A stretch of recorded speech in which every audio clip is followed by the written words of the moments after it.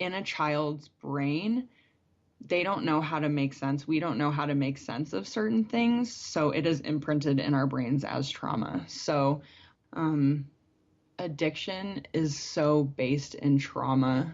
Addiction is so like the goal of drug use when you originally go into it is literally it just makes you feel better. It makes you forget. It makes you numb. And a lot of people who come from trauma backgrounds who have experienced horrendous things really just have a lot of pain that they don't know what to do with.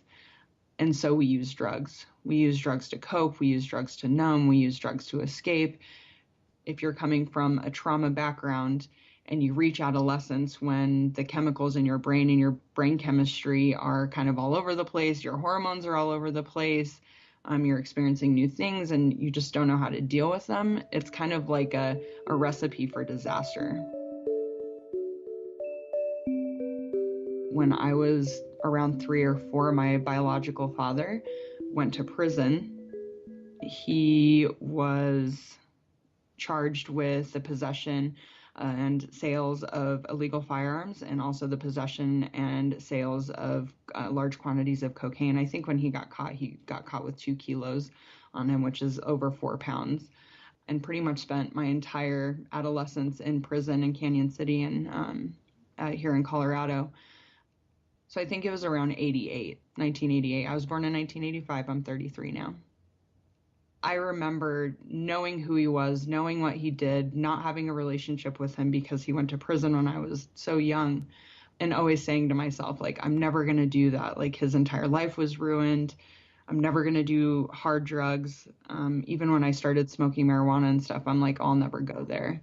But eventually that happened. And I eventually started using cocaine and eventually started using methamphetamines. And it was just kind of downhill from there. I was using drugs and I was using drugs pretty heavily in high school. And I remember coming home and all of my stuff was in the driveway. And my mom just told me, she's like, if this is the way that you're going to live, you can't live here. What was interesting about that is they kicked me out. And so I left and I ended up living with a friend in Littleton. That's when I ended up dropping out of high school. That's when things really got worse because I didn't really have any structure. I didn't really have any family. I was finally free. I can do whatever I want. But I ended up getting pulled over. In essence, I was with a friend and we were parked and a cop pulled up and I was in the car and they ran my name and had basically told me that I had to go with them because my parents had called me in as a runaway. And I was so confused. I'm like, they kicked me out. Why are they calling me in as a runaway? But when they tried to get a hold of my parents, they had actually left town to go camping.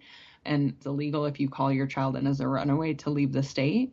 And so my parents temporarily lost custody of me and I had to go to this like youth home for like 2 weeks. And I remember that being super traumatic, to go from like living at home to like having a family to like getting kicked out and then like being stuck in this home. It was really crazy. Things took a while to change. And I mean, they did. I started using when I was 14 and I quit when I was around like 21. I was almost married at the time that I quit. And I was with my ex-husband at the time and him and I used together. And that's when I started using methamphetamines really heavily. It was like 2002, 2003 and used for about 3 years. And he ended up doing some jail time. His dad was a pastor. And I, for whatever reason, just like really wanted to connect with his dad and his stepmom. And so I remember calling them and I went over to their house for dinner and I remember having soup and feeling really safe there and feeling like it was really different. And they had invited me to church. And then when Josh got out of jail, I told him, I was like, I would really like to go to your dad's church. I want to check it out. And ended up going to church and felt like my entire life had changed. I just remember crying a lot. And I just remember, I was like, want to cry at this part. I just remember feeling like very hopeful because I had spent so many years just like feeling so shameful and feeling alone and feeling like I could never get out of that, like I don't know how to get out of this. This is so much bigger than me and I've burned all of my bridges and I have no one. But in that moment, I finally felt like there was this like glimmer of hope that potentially I could do it. I remember telling my ex-husband, I'm like, I want to quit, and I'm like serious about it. And so we moved pretty far north to the suburbs, changed our phone number, and started pouring my life into going to church, and decided that I wanted to be a drug and alcohol counselor. I knew how alone I felt. I knew how isolated I felt. I knew how shameful and ugly and all of these things that I felt. And I was like, don't, I don't want people to feel that. I want them to know that like somebody sees them and somebody cares about them and somebody believes in them. That's all I wanted, to like be with people in that struggle, watch them get out of that. I started working at a methadone clinic about a year and a half ago. I love it. I love working in medication assisted treatment.